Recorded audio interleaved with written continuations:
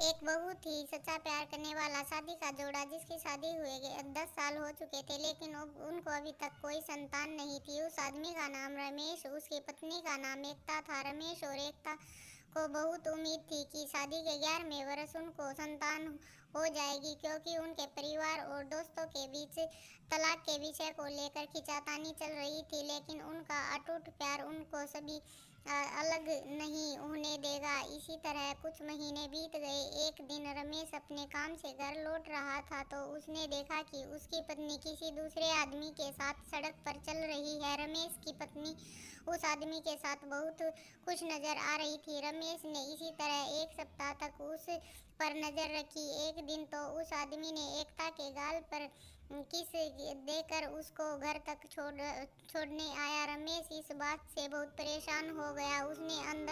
उसके अंदर बहुत ही ज़्यादा गुस्सा भर गया। एक दिन शाम को जब एकता कमरे में कुछ काम कर रही थी, तभी एक फ़ोन आया। फ़ोन रमेश ने उठाया और चुपचाप सुनने लगा। एक आदमी बोला, आज मैं तुम्हारे घर आ रहा हूँ और आज हम सभी को सरप्राइज देने वाले हैं। इतना कहकर उसने फ़ोन काट दिया। रमेश बहुत दुखी हुआ।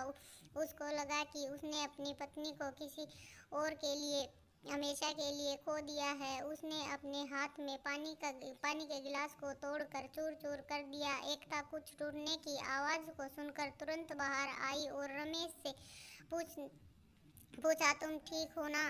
रमेश ने एकता को जोर से धक्का दिया और कांच के जग को जोर से फेंका, जिससे एकता के पैर में कांच का टुकड़ा घुस गया।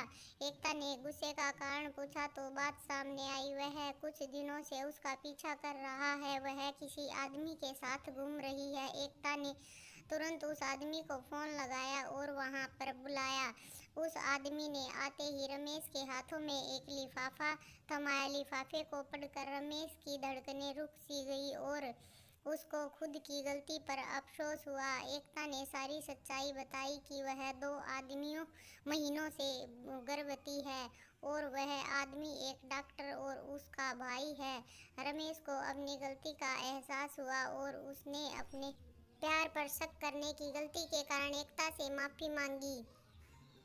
जल्दबाजी में कभी कभी किसी को जज नहीं करना चाहिए, जब तक कि आप उसको लेकर पूरी तरह से संतुष्ट नहीं हो जाते।